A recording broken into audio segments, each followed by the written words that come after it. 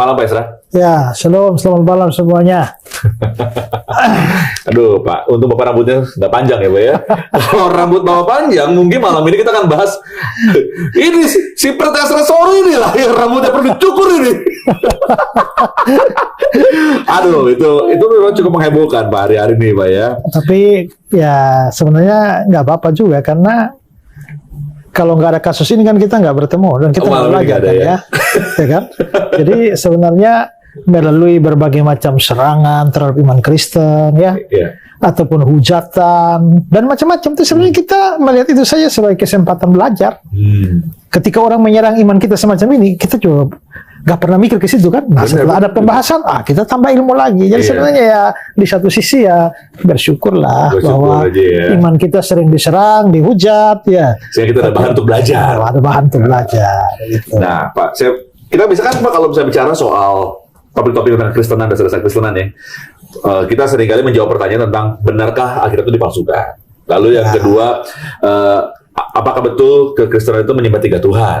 Ya. Nah, terus yang ketiga adalah, apa betul Yesus itu anak Allah? Apakah Yesus itu Tuhan atau utusan? Gitu ya. Tapi malam ini Pak, saya mau buka pertemuan gitu dengan pertanyaan ini Pak. Apa benar Pak bahwa wajah Yesus itu sama seperti di gambar-gambar yang seringkali kita lihat, rambutnya panjang, kayak penyanyi rock gitu, rambutnya panjang gitu kan? Apakah betul seperti itu atau betul seperti yang dibahas di sosial media saat ini? Apakah betul rambutnya tuh ya benar-benar panjang, terurai gitu seperti itu? Atau Bapak mungkin punya pengalaman sejarah teologis dan hal lain poin-poin? Jadi kalau kita lihat yang dalam video dari si Ratu Entok itu ya, jadi dia memegang satu gambar ya yang walaupun dia tidak menyebut nama Yesus, tapi ya boleh dikatakan bahwa itu ditujukan kepada Yesus, dan karena itu dianggap sebagai penistaan agama oleh beberapa orang yang dilaporkan sampai masalahnya seperti sekarang ini. Tapi pertanyaannya adalah bahwa apakah Yesus yang sesungguhnya yang memang wajahnya seperti yang ditunjukkan oleh Ratu Entok itu ya? Betul. Nah, dan sebenarnya kita bisa melihat bahwa kalau kita saudara buka Google saja ya dan mencari Jesus Christ, maka akan keluar didominasi oleh gambar-gambar Yesus yang begitu tampan ya, begitu gantengnya dengan rambut yang panjang agak kemerahan, kadang-kadang ada yang coklat dan kemerahan dan ganteng sekali ya. Betul, kalau mungkin saya melihat coba kalau kita lihat di sini ya ada beberapa gambar ini ya, ini ya gambar yang sudah sangat familiar. Di mana di kalender-kalender ya di kalender kita bisa lihat ya, kalau saudara mungkin bisa lihat yang saya siapkan itu di slide itu. Nah, dan boleh dibilang bahwa hampir semua publikasi Kristen pun ya, khotbah atau apa yang kira-kira mau tentang Yesus, kita menggunakan gambar seperti itu ya. Tapi pertanyaannya adalah bahwa memang apakah benar sosok Yesus yang asli itu memang berkulit putih, berambut pirang, berombak, berbiji mata biru, ya, berjanggut, berkumis tebal seperti itu. Nah, ini masalahnya zaman dulu belum ada kamera tuh ya. Belum ada kamera, dan juga tidak ada peninggalan bersifat lukisan tentang wajah asli Yesus. Sebenarnya yang ada itu sebenarnya adalah semacam gambar-gambar ikon saja. Jadi begini loh ya, zaman dulu orang itu tidak berpikir untuk mengabadikan orangnya, wajah orangnya, tidak. Pada waktu zaman dulu maksudnya arti waktu zaman Yesus ya Pak ini caranya ya? Ya, dan gereja-gereja perdana. Yang diabadikan itu adalah peristiwanya. Jadi di dalam ikonografinya Kristen itu banyak gambar, misalnya gambar Yohanes Pembaptis membaptis Yesus. Nah, di gambar tuh peristiwa baptisannya, tapi wajahnya itu tidak dimaksudkan bahwa itulah wajah Yesus yang sesungguhnya. Itulah wajah orang sesungguhnya. Ya, yang penting adalah peristiwa, karena mereka mau menyampaikan peristiwa itu, ada peristiwa baptisan loh. Tapi bukan mau menyampaikan inilah wajah Yesus loh. Gambarnya seperti ini, bukan rupa sesungguhnya yang bersajikan, tapi peristiwanya. Peristiwa. Jadi di dalam ikonografi Kristen mula-mula itu kan begitu memang. Nah, karena itulah maka tidak ada warisan bagi kita dalam gambar Yesus atau wajah Yesus yang sesungguhnya. Jadi memang ada ikonografi, tapi Yesus yang ditampilkan di sana bukan. Iya. bukan dimaksudkan. Karena itu maka itu gambar-gambar yang sampai kita pegang sampai hari ini itu bukan wajah Yesus yang sesungguhnya, dan tidak ada peninggalan apapun tentang itu. Ya. Oke. Nah, pertanyaannya sekarang adalah wajah Yesus yang populer itu dari mana sebenarnya, ya? Iya. Nah, sebenarnya itu tuh adalah hasil karya seni artistik dari seniman-seniman Eropa. Iya. Dalam hal ini dua orang yang paling penting itu adalah Leonardo da Vinci dan Michelangelo. Oke. Ya. Nah, mereka adalah seniman-seniman zaman Renaissance. Betul. Dan mereka berusaha untuk memberikan atau menyajikan Yesus. Dan misalnya karya-karya seperti Last Supper. Ya. Ya, Perjamuan terakhir ya. Ya, perjamuan terakhir itu yang dibuat oleh Leonardo da Vinci itu memang Yesus digambarkan bahkan dengan 12 muridnya itu Dengan ya. duduk bersamaan, panjang gitu ya. Tapi itu adalah hasil karya seni saja. Tidak bermaksud bahwa memang wajah Yesus seperti itu. Ataupun pola duduknya seperti itu gitu ya. Iya, oke. Ya. Selain itu, sosok Yesus yang berkulit putih, berambut pirang, coklat keemasan, bermata biru, Iya. itu juga terinspirasi secara artistik dari dua orang. Yang pertama bernama Sandro Botticelli dan Iya. yang kedua adalah dari Albert Dürer. Ya, itu dua juga selain dua orang yang juga dari seniman Renaissance, sama dengan Michelangelo dan Leonardo da Vinci. Dan pada masa itu kita bisa lihat bahwa konsep keindahan itu adalah kecantikan. Ya. Yang cantik itu indah, dan karena itulah maka hasil-hasil visualisasi dari jiwa seni itu ditampilkan dalam kondisi yang begitu Indah, begitu indah. cantik, begitu Ya. handsome, begitu Ya. wah, tampan sekali. Ya. Ya. Nah, karena itulah maka itu kan tuh di Eropa. Ya. Karena itulah gambar-gambar Yesus yang jadi populer itu adalah Yesus versi seniman-seniman Eropa. Ya, seniman-seniman Eropa. Dan salah satu yang terbesar atau yang paling terkenal itu adalah satu lukisan yang berjudul Head of Christ dari Warner Salmon pada tahun 1940-an. Nah, ini adalah gambar, kalau saudara lihat ya mungkin di screen Coba ya, ada. PowerPoint-nya boleh Ya, tampilkan. PowerPoint-nya itu adalah gambar Head of Christ ya, yang setelah itu ya, Coba setelah next, itu. boleh. Nah, ini adalah gambar Head of Christ dari Warner Salmon. Itu baru 1940. Dan ini menjadi lukisan yang menjadi terkenal, dan sampai hari ini kalau kita berbicara tentang Yesus, ya. Nah, itu akhirnya menjadi terkenal di abad yang ke-20 melalui buku, kalender, ya, dan terutama di Amerika dan negara-negara barat. Tapi Pak, mesti ingat bahwa karena ini kan Yesus versi Eropa. Betul. Nah, pernah terjadi begini, bahwa pernah terjadi dalam sejarah di mana karena perbudakan dari orang-orang barat, orang-orang Eropa, menindas orang-orang kulit hitam Iya. di Afrika, maka orang Afrika tuh sukar untuk menerima gambaran Yesus yang bule. Karena mereka merasa ditindas. Iya, Menindas itu. ditindas. Yes. Jadi Yesus yang kita kenal itu bukan seperti orang-orang bule ini. Oke. Sedangkan sekarang gambar Yesusnya bule, maka mereka lalu berusaha juga menggambar Yesus versi Afrika. Karena ada. Karena Yesus yang identik dengan penderitaan. Iya. Yesus itu memahami penderitaan orang-orang susah, orang-orang sengsara. Jadi Yesus itu digambarkan justru kayak orang negro. Tapi itu pun tidak bermaksud bahwa itulah wajah Yesus sesungguhnya. Oke. Rasa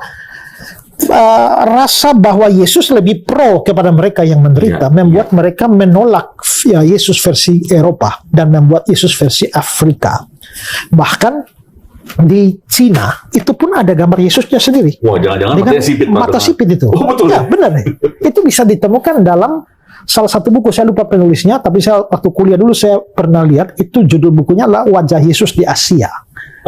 Jadi rupanya ada banyak kebudayaan yang menggambarkan Yesus seturut dengan kebudayaan mereka. Jadi saya pikir kalau Yesus di Jawa pasti pakai belangkon. Gitu. Sesuai dengan Budayanya, tradisinya dan tradisi, ya. budaya. Yes. Kalau Yesus mungkin di timur sana sebagai orang Rote mungkin pakai topi antena itu.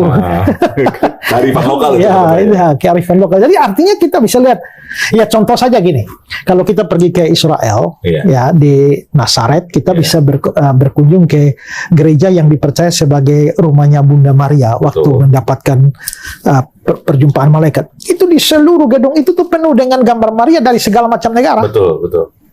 Nah, hal yang sama juga terjadi pada Yesus. Jadi rasa memiliki Yesus itu membuat mereka akhirnya adalah membuat sebuah karya seni. Yesus dalam budaya mereka. Tapi sekali lagi, semua itu tidak memberikan gambaran kepada kita bahwa memang Yesus wajah yang asli itu seperti itu, Pak.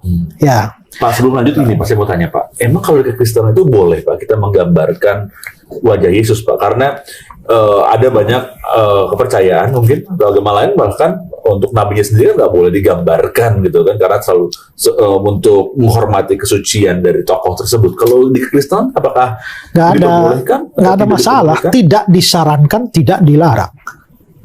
Iya, ya kan? Jelas ya. Jadi mau gambar boleh, terserah boleh, tapi yang penting jangan kamu gambar lalu kamu anggap bahwa itu Yesus sungguh-sungguh seperti itu. Nah, jadi sekarang gini loh, kalau kita mau melihat ngira-ngira saja ya Pak, sebenarnya Yesus tuh yang wajah sebenarnya itu gimana ya?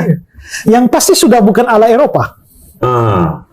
Nah, ini ada sesuatu yang menarik ya, bahwa pada edisi Paskah tahun 2021 itu dari TV BBC Amerika itu mereka menayangkan satu tayangan yang namanya judul acara itu adalah The Son of God.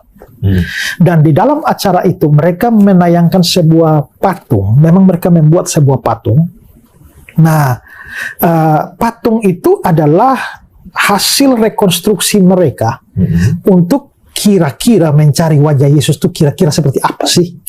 Nah, maka untuk itu mereka memakai metode ilmiah ya, dan menggabungkan bukti-bukti medis, forensik, arkeologi, geografis, artistik, dan mereka menggali atau mengacu kepada tengkorak-tengkorak orang Yahudi abad pertama.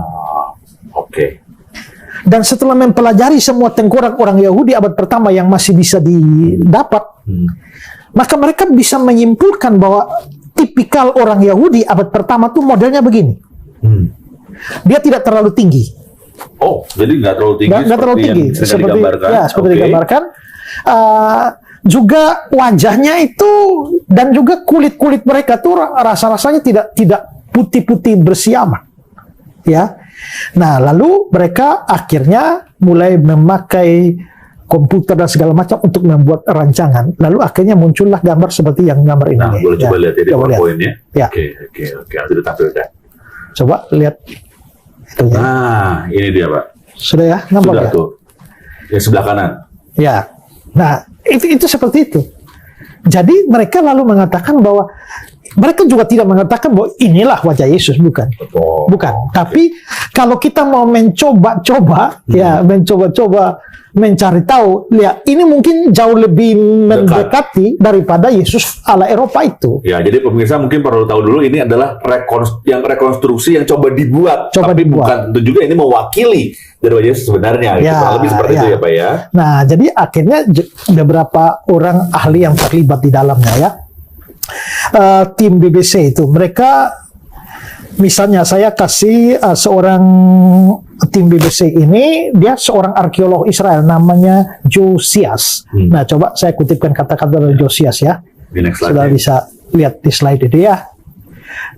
Dia bilang, dalam merekonstruksi kepala ini kami tidak mengklaim bahwa inilah persisnya wajah Yesus. Tapi kami mencoba untuk menyingkirkan semua citra buruk sekian banyak figur Yesus yang bukan-bukan. Yang dilukiskan berambut pirang, bermata biru, yang menjadi ciri produk-produk Hollywood. Ya kan, pembuatan film Jesus juga kan yang bagus-bagus ya Yesusnya ya. Nah, gantung banget ya. Lalu kita lihat lagi. Jeremy Brown, dia adalah presenter dari tayangan Son of God di BBC itu. Dia bilang begini, Yesus bukanlah seorang berambut pirang dan bermata biru, seperti yang sangat sering digambarkan dalam kartu-kartu Paskah. Citra yang kami telah bangun jauh lebih realistik. Wow. Ya, yang jauh lebih realistik gitu ya. Nah, terus ada seorang dokter namanya Dr. Mark Goodcare, ya, dia pakar perjanjian baru dari Birmingham University, dan dia terlibat dalam usaha ini. Ya, usaha ini untuk mencari dan menilai tengkorak-tengkorak abad pertama orang Yahudi. Dia bilang begini,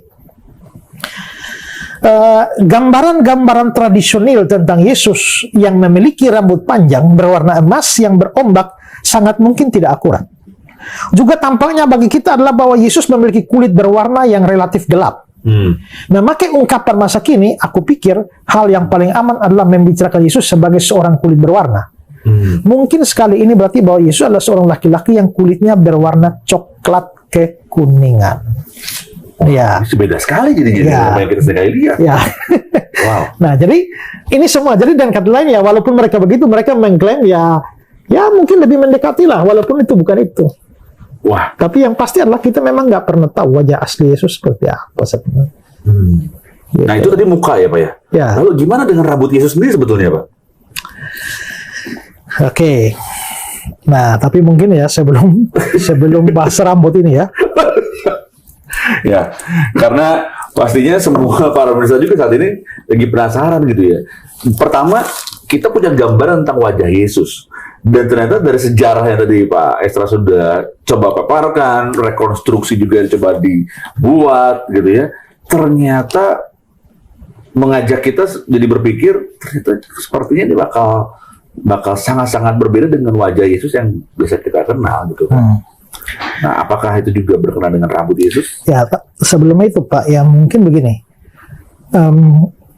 Kadang-kadang kalau saya sampaikan semacam ini, ada orang berpikir, tapi saya mimpi.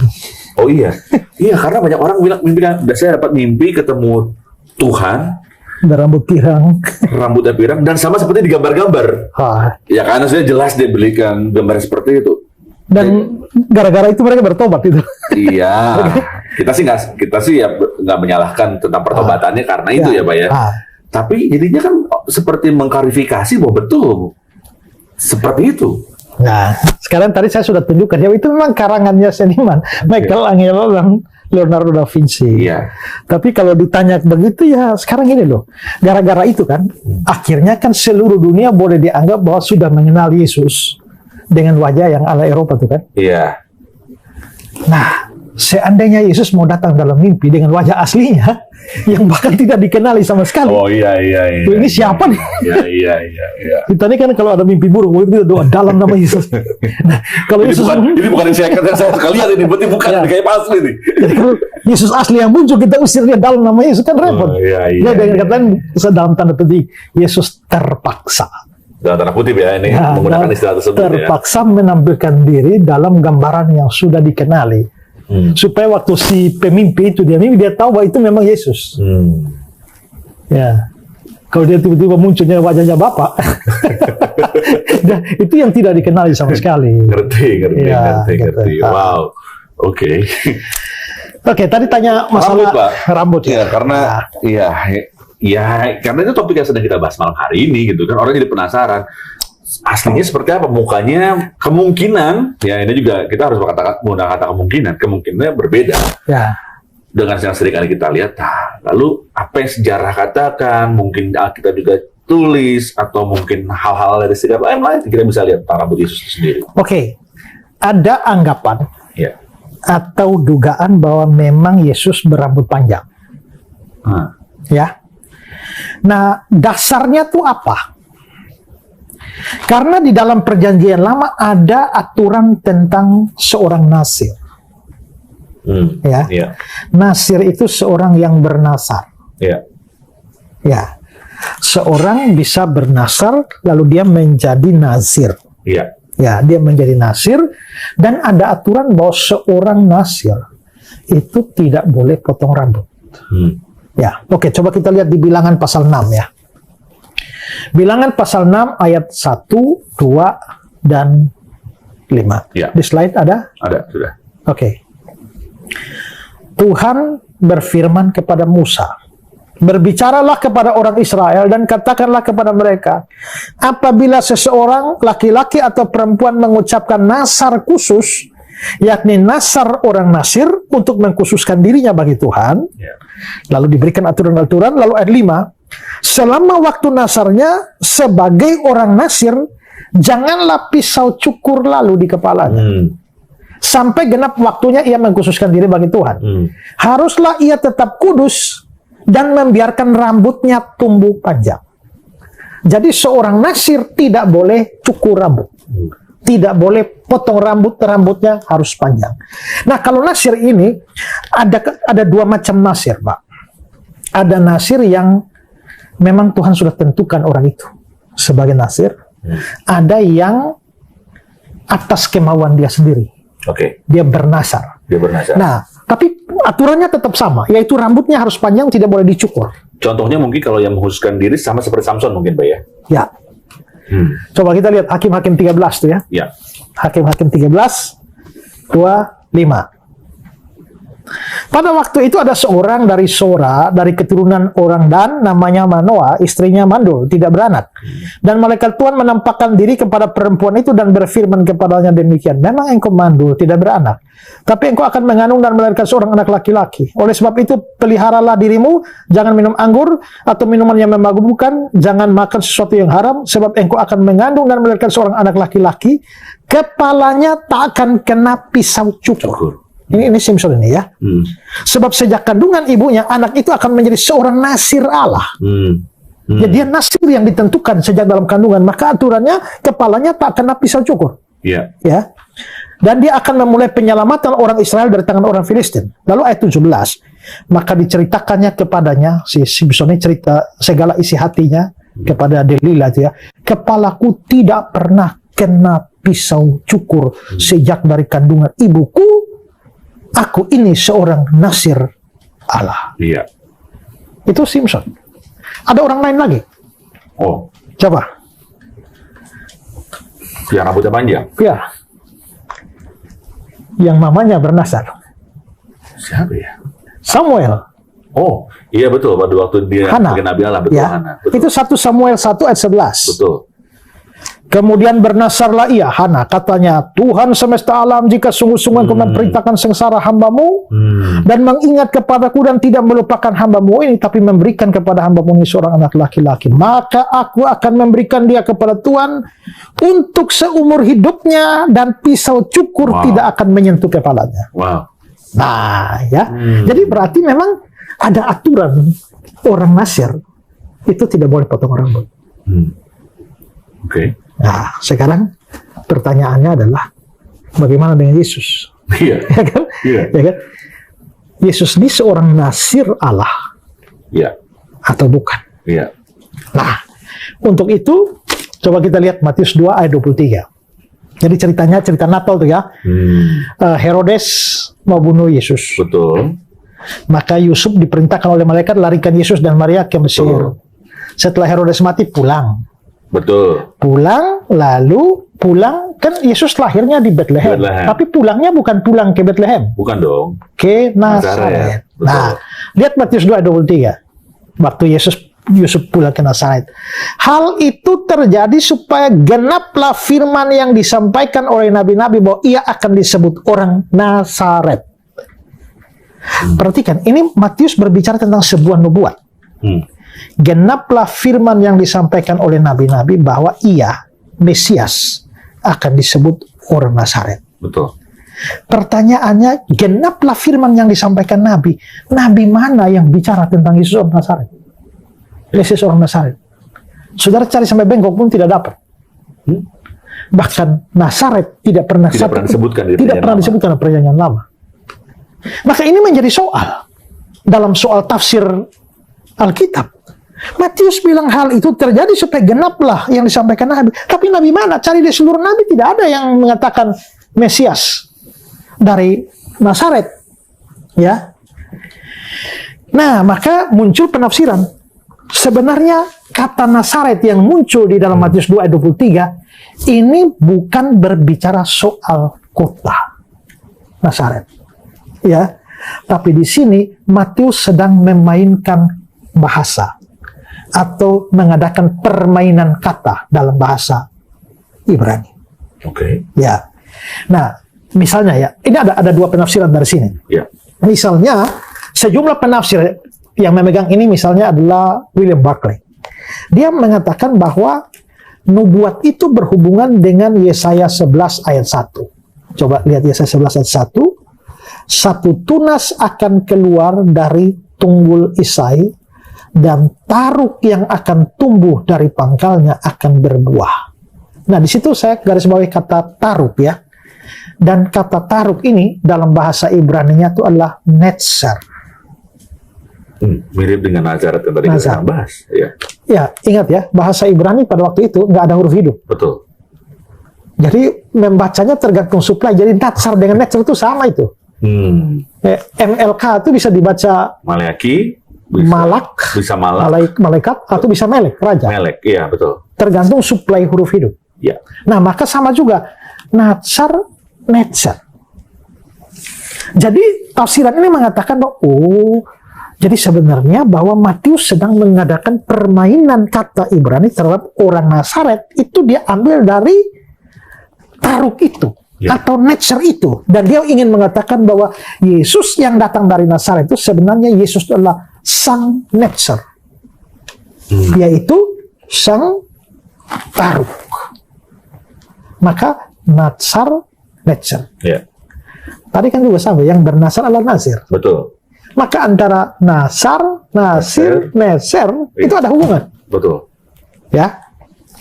Tapi ada pandangan lain. Wah. Tafsiran lain.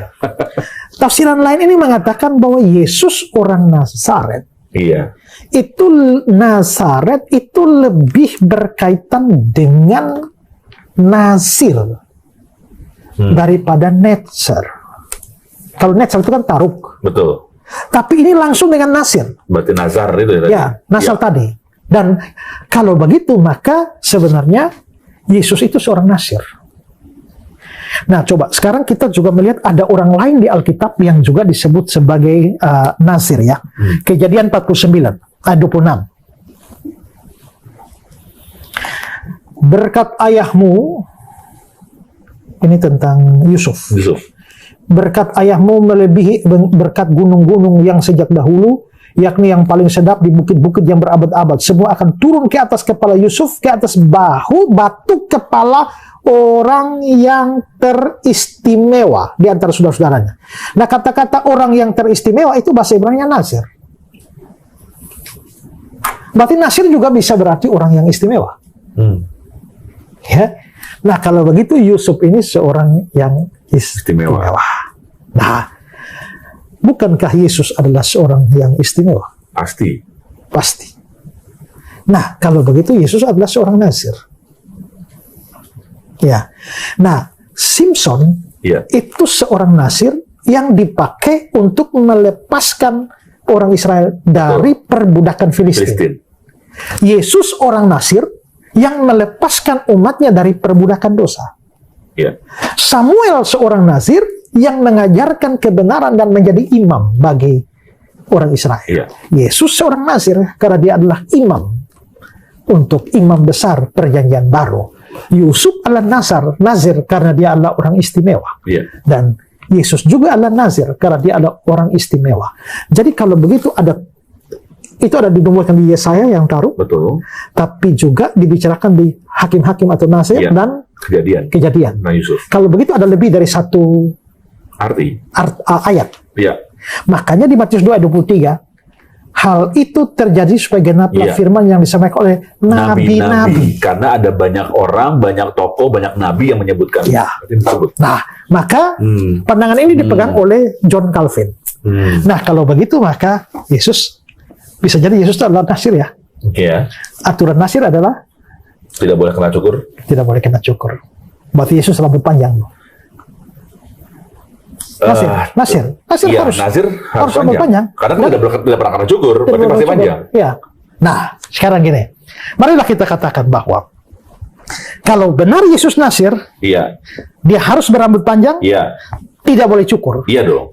Maka Ratu Entok tidak perlu kasih nasihat pada Yesus. Cukur dong rambutmu, cukur dong rambut. Gak bisa. Karena kan karena ada aturan tentang itu ya. Seorang Nasir baru boleh potong rambut kalau rambutnya kena mayat. Najis. Ya, itu saudara bisa lihat dalam Bilangan pasal 6 ayat 5 ya, dan ayat 9. Janganlah pisau cukur lalu di kepalanya. Lalu ayat 9, dan apabila seorang mati di dekatnya dengan sangat tiba-tiba sehingga menajiskan rambut kenazirannya, maka haruslah ia mencukur rambutnya. Nah, jadi sebenarnya kalau Yesus seorang nazir, maka nggak perlu repot-repot lah Ratu Entok itu kasih nasihat, karena nggak bakalan. Seandainya Ratu Entok ini sama Yesus hidup sejaman dan Yesus nazir, ya dia dengan kata lain dia mau kasih nasihat, masukan supaya cukur itu juga nggak relevan. Betul. Oke, berarti kita bisa simpulkan bahwa wajah mungkin berbeda, tapi Yesus rambutnya pasti panjang berarti, Pak? Belum tentu. Kan tadi Pak udah paparkan semua tuh, kepastian-kepastiannya, gambaran ayatnya. Kenapa jadi nggak tentu? Begini, tadi kan saya bilang ada kemungkinan. Ada kemungkinan. Jadi Yesus rambut panjang atau tidak, itu sangat bergantung pada benarkah dia seorang nazir. Iya. Kalau tafsiran kita benar bahwa dia seorang nazir, maka dia pasti rambut panjang dan tidak cukur. Iya. Tapi kalau tafsiran itu salah, bahwa ternyata Yesus bukan nazir, maka yang kita simpulkan tadi nggak berlaku dong. Oke, kemungkinan seperti apa, Pak? Sekarang gini, kita harus lihat bahwa seorang nazir itu dia tidak punya peraturan hanya soal rambut, ada peraturan lain. Oke, mari kita kembali ke Bilangan pasal 6. Ya. Ini saudara semua harus bersyukur bisa belajar gara-gara Ratu.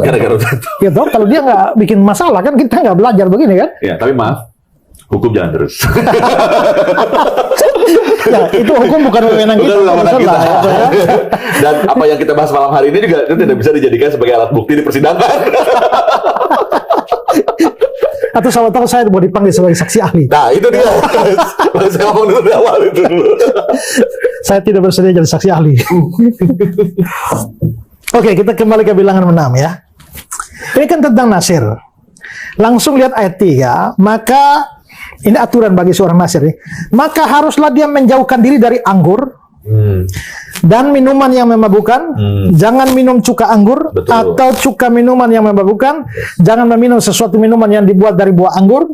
Jangan memakan buah anggur baik yang segar maupun yang kering. Jadi aturan pertama, ayat 4. Selama waktu kenazirannya, jangan dia makan sesuatu apapun yang berasal dari pohon anggur, dari bijinya sampai pucuk rantingnya. Jadi syarat pertama nasir itu adalah nggak boleh mengkonsumsi anggur. Betul. Ayat 5. Selama waktu nasarnya sebagai orang nasir, janganlah pisau cukur lalu di kepalanya. Dia membiarkan rambutnya tumbuh panjang. Itu tadi kita sudah bahas. Sekarang yang ke-6. Ayat 6. Selama waktunya ia mengkhususkan diri bagi Tuhan, janganlah dia dekat kepada mayat orang. Bahkan apabila mati ayahnya atau ibunya, saudaranya laki-laki, saudaranya perempuan, jangan dia menajiskan dirinya kepada mereka. Sebab tanda kenasiran bagi Allah ada di atas kepalanya. Jadi ada 3 aturan. Tidak boleh minum anggur atau minuman yang memabukkan, tidak boleh potong rambut, dan yang ketiga, tidak boleh mendekati mayat, menyentuh mayat, atau menghadiri pemakaman. Betul. Oke, sekarang yang jadi soal itu kan yang potong rambut ya. Kita abaikan itu. Sekarang yang pertama, minum anggur. Yesus pernah minum anggur? Waktu di pernikahan karena apakah dia minum anggur? Ya jelas lah, waktu perjamuan terakhir. Ya, di perjamuan terakhir dia minum anggur dong. Dan dia juga bikin, ya kita nggak tahu dia minum atau tidak, tapi pokoknya dia bikin mujizat anggur. Iya, yang pernikahan karena tadi. Betul. Ya kan? Berarti aturan pertama sudah dia nggak taat. Atau tidak berlaku bagi dia. Oke. Lalu sekarang urusan tidak boleh berurusan dengan orang mati. Ya, tidak boleh kontak dengan orang mati. Tapi waktu dia bangkitkan anak janda di Nain, atau misalkan ada saudaranya meninggal mati atau dari tubuh, dia sentuh itu anak janda di Nain. Iya. Ya. Terus dia memegang tangan anak perempuan Yairus yang sudah mati, Markus pasal 5. Iya. Ya. Dan itu melanggar hukum kenasiran sebenarnya. Maka kita punya 3 peraturan ya. Kita bicara peraturan rambut nomor 2, tapi yang anggur sama orang mati. Iya. Kalau Yesus seorang nasir, maka dia sedang melanggar hukum kenasiran. Atau Yesus memang bukan seorang nasir. Makanya dia lakukan 2 hal itu, dia tidak bisa dianggap salah. Kalau kita terima Yesus Nasir, maka tidak bisa terhindari konsekuensi bahwa, wah dia langgar dong. Kita nggak tahu rambutnya, tapi minimal 2 peraturan itu dia langgar. Ya. Iya. Dan melanggar itu sama dengan Yesus melanggar hukum Taurat dong. Dan itu dosa. Karena itu perintah. Tapi kan Yesus tidak berdosa. Maka kesimpulan kita sebenarnya adalah Yesus memang bukan Nasir dong. Makanya dia tidak terikat dengan peraturan minum anggur dan peraturan menyentuh mayat.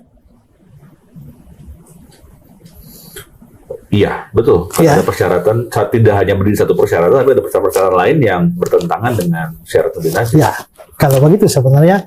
Dan juga kita tidak dapati Yesus membuat sebuah nasar khusus ya. Iya. Jadi memang Yesus adalah anak Allah yang diurapi. Iya. Dia menjalankan misi penyelamatan manusia. Tapi dia tidak terikat dengan peraturan nazar nasir itu.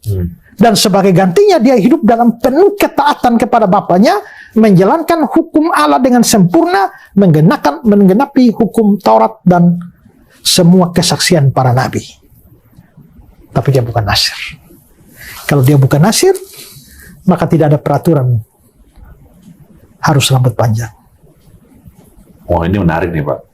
Saya yakin semua orang ini pasti akan nulis pertanyaan-pertanyaan dan berbagai sanggahan dan hal-hal lain di kolom chat nih. Pasti banget nih. Jadi ini panjang, pendek, atau gimana nih Pak sebetulnya? Okay. Kalau Yesus bukan Nasir, ya dia bebas untuk maksudnya artinya, kita bisa mengartikan bahwa dia tidak berambut panjang karena dia boleh kena cukur rambut karena syarat tadi.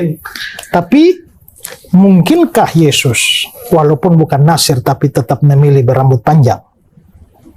Nah, itu tergantung dari bagaimana. Jadi dengan kata lain begini, kalau Yesus mau berambut panjang, ya mau-maunya dia saja. Dia berambut panjang bukan karena dia Nazir, betul. Tapi karena dia memilih berambut panjang. Iya, oke. Nah, maka sekarang kita memikirkan lebih mungkin manakah Yesus itu memilih berambut panjang atau memilih berambut pendek? Iya. Menurut Bapak cenderung mana? Terlepas dari Nasir loh. Saya masih mungkin karena banyak dari kita terpengaruh dengan gambar-gambar yang selama ini ada ya Pak ya. Ya. Jadi kita masih berpikir bahwa kemungkinan rambutnya panjang gitu loh Pak. Iya kan? Ya, karena pengaruh itu. Pengaruh itu. Tapi bagaimana dengan budaya sendiri Pak pada saat itu? Itu penting. Ya. Kita mari membicarakan dari sisi budaya. Pertama, konteks budaya Yahudi. Ya. Ya, dalam budaya Yahudi zaman Yesus itu aturan-aturan itu berkaitan dengan penampilan, terutama pria itu mereka berusaha untuk mematuhi segala macam tradisi.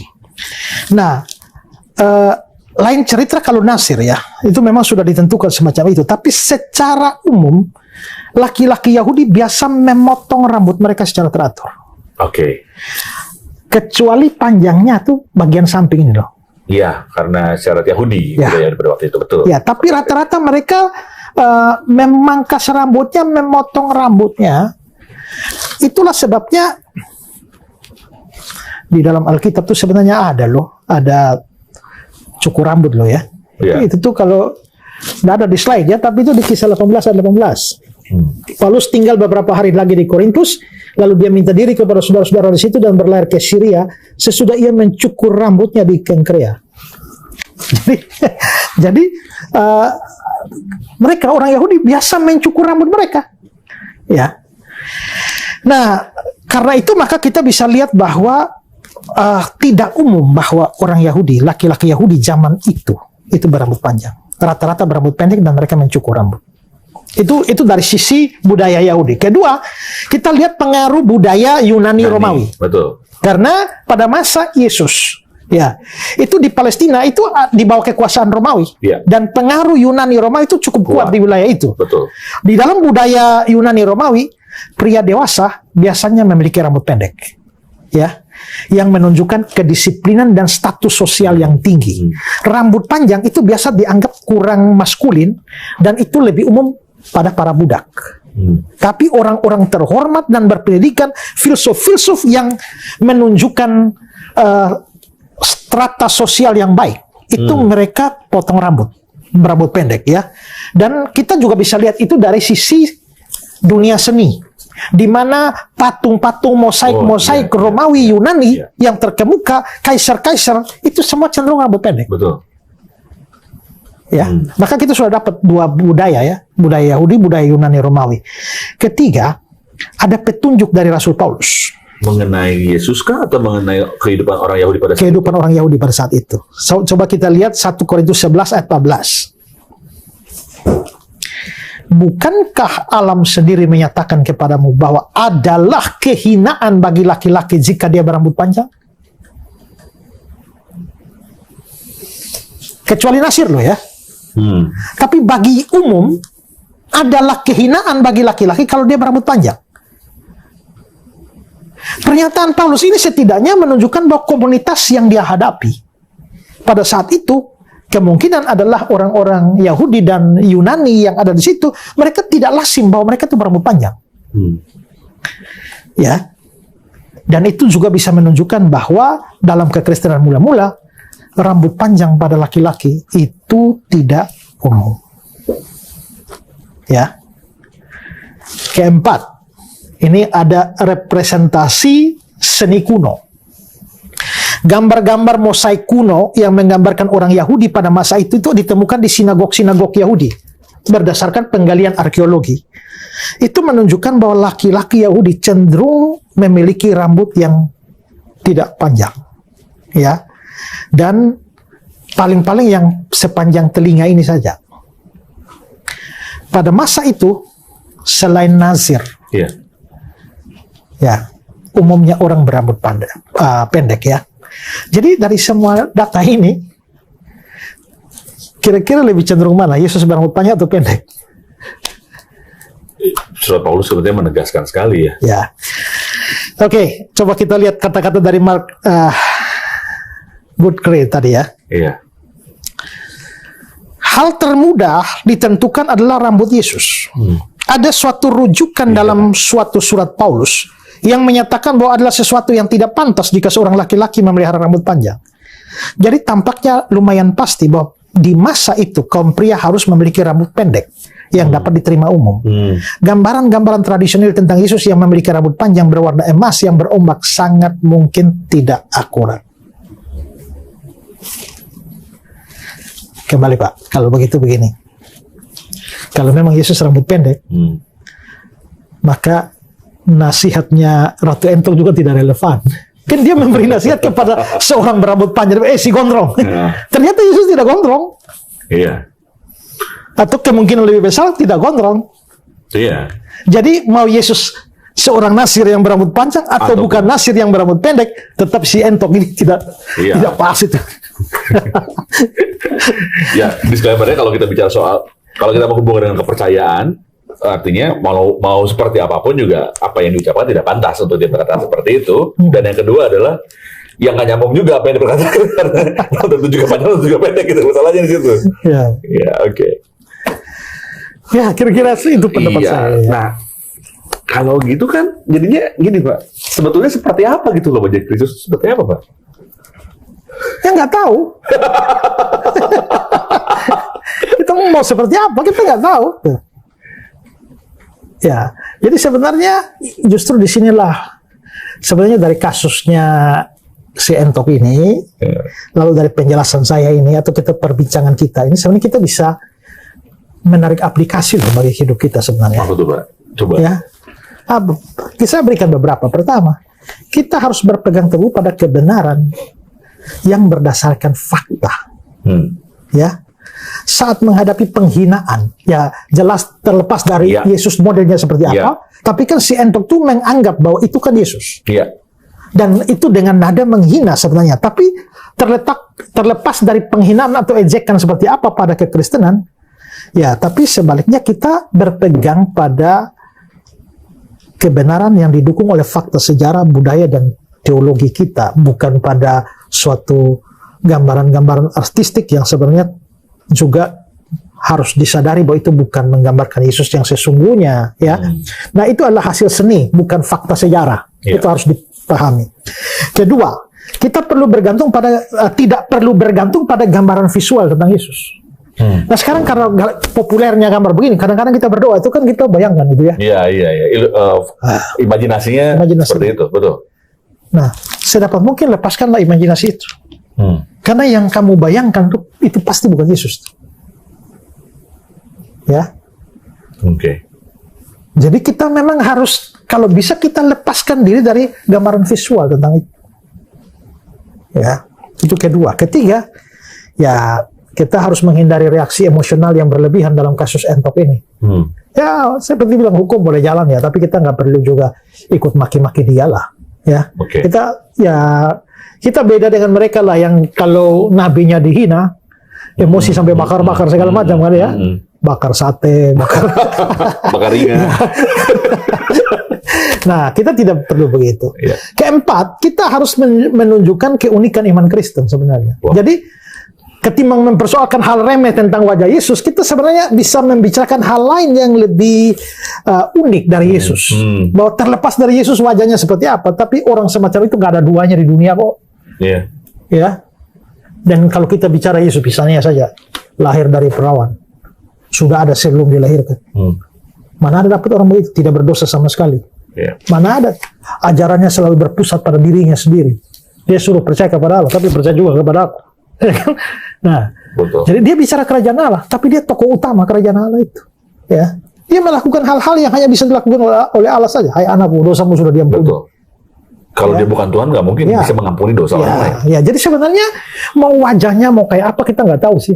Tapi yang pasti adalah dia punya keunikan yang justru harus kita tonjolkan. Ya. Kelima, kita dalam hal ini kita perlu menanggapi dengan kasih dan kebenaran. Ya, kita boleh berespon seperti respon yang kita buat sekarang. Kita pakai sebagai pembelajaran. Ya, tapi kita tetap harus menanggapi dengan kasih dan kebenaran. Dan keenam, terakhir ini menurut saya ini adalah para pendeta perlu mengedukasi jemaat tentang representasi visual dari Yesus. Ya, supaya seperti ini kan, ya seperti yang kita sedang lakukan. Kita sedang mengedukasi orang Kristen untuk mengerti hal ini soal gambaran wajah Yesus dan rambut Yesus ini. Itu penting. Kalau saudara adalah hamba Tuhan, saudara mungkin perlu khotbahkan ini sebenarnya, ya, supaya orang Kristen mengerti dengan sungguh-sungguh. Dan kalau kita mengerti begini, ya terserah sih untuk mau ngamuk macam apa, mau hina macam apa, ya kamu hina tuh juga wajah Tuhan saya bukan kayak begitu kok. Betul. Begitu ya. Ngapain saya repot? Setuju. Ya. Tapi kalau itu penghinaan mau ditangkap polisi ya urusan mereka lah, begitu.